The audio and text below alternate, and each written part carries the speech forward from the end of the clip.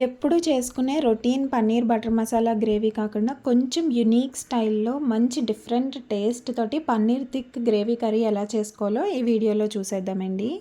ఇది రోటీస్‌లోకి చాలా బావుంటుంది. రోటీ ఆర్ నాన్‌లోకైతే పర్ఫెక్ట్ అని చెప్తాను. రైస్‌తో అంటే ఇది చిక్కబడిపోతుంది కదా! రైస్‌తో కొంచెం కష్టం తినడం.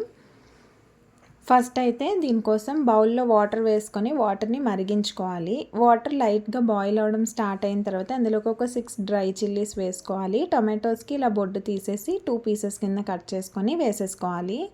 నేను ఇక్కడ 4 టొమాటోస్ వేసుకున్నాను. ఇందులోని ఇప్పుడు ఒక 12 బాదాం, 12 కాజు వేసుకోవాలి. ఇది గ్రేవీకి మంచి థిక్నెస్ అండ్ టెక్స్చర్ ఇస్తుంది.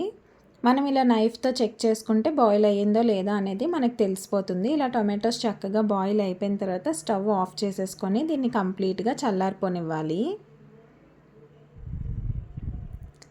ఇందులో వేసిన బాదంని మనం పీల్ చేసేసుకోవాలి. సో ఫస్ట్ నేను ఇక్కడ బాదంని సెపరేట్ చేసేస్తున్నాను. సెపరేట్ చేసేసుకొని పీల్ చేసేసి అప్పుడు మిక్సీ పట్టుకోండి. మనం బాయిల్ చేసాం కాబట్టి పీల్ చాలా ఈజీగా వచ్చేస్తుంది. జస్ట్ ఇలా పీల్ చేస్తే మనకి సరిపోతుందనమాట. పీల్తో కూడా మిక్సీ పట్టేసుకోవచ్చు. బట్ పీల్ ఉడికిన తర్వాత ఏమవుతుంది అంటే అదంత బాగా మిక్సీ అవ్వదు. మనకి కర్రీ గ్రేవీలో టెక్స్చర్ అంత బాగోదనమాట. సో ఇలా పీల్ చేసి పక్కన పెట్టుకున్న తర్వాత ఉడికించుకున్న వాటర్ ఉంది కదా, వాటర్ని డ్రైన్ అవుట్ చేసేసి దాన్ని సపరేట్గా ఉంచుకోండి. ఈ వాటర్ మనం గ్రేవీ కన్సిస్టెన్సీని అడ్జస్ట్ చేసుకునేటప్పుడు వాటర్కి బదులుగా ఈ వాటర్ని యాడ్ చేసుకుంటాం. ఇప్పుడు ఈ టొమాటోస్ అన్నిటిని మనం మెత్తగా మిక్సీ పట్టేసుకోవాలి.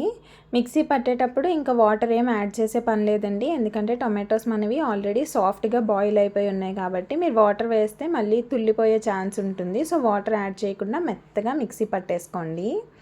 ఇలా మిక్సీ పట్టేసుకున్న పేస్ట్ని పక్కన పెట్టుకొని ఉంచుకోండి.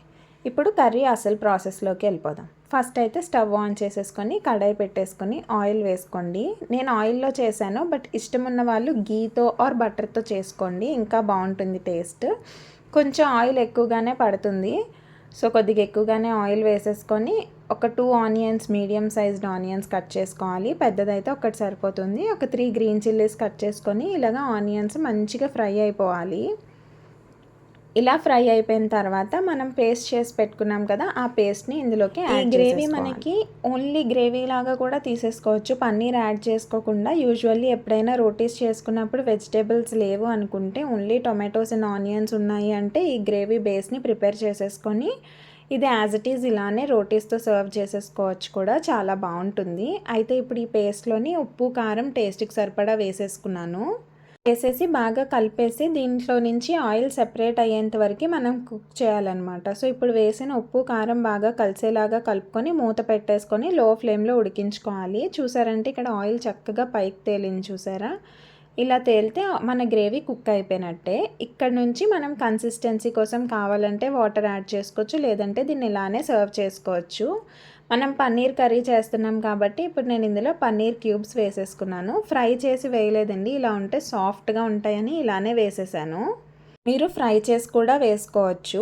ఇప్పుడు ఆల్రెడీ పక్కన పెట్టుకున్న వాటర్ ఏదైతే ఉందో ఆ వాటర్ కూడా నేను ఇందులో యాడ్ చేసేసి కొద్దిగా గరం మసాలా వేసేసి ఒకసారి మళ్ళీ కలిపేసుకొని లో ఫ్లేమ్లోనే మనకు కావాల్సిన కన్సిస్టెన్సీ వచ్చేంత వరకు ఉడికించుకుంటే సరిపోతుంది. ఆల్రెడీ అన్నీ ఉడికిపోయినవే వేసాం కాబట్టి గరం మసాలా వేసిన తర్వాత ఆ కన్సిస్టెన్సీ ఓకే అనుకుంటే 2 మినిట్స్ ఉంచి ఆపేయచ్చు. లేదు ఇంకా థిక్గా కావాలి అనుకుంటే ఒక 5 మినిట్స్ ఉంచుకోండి. నేను ఈ కన్సిస్టెన్సీలో స్టవ్ ఆఫ్ చేసేసాను. మీరు కావాలంటే ఇంకా వాటర్ యాడ్ చేసుకోవచ్చు, లేదంటే ఇంకా థిక్గా అయ్యేంత వరకు కూడా ఉంచుకోవచ్చు. చల్లగా అయిపోయిన తర్వాత మనకి ఇలా చిక్కబడిపోతుంది గ్రేవీ. అందుకనే నేను రోటీస్కి పర్ఫెక్ట్ అని చెప్పాను. Please subscribe to my channel.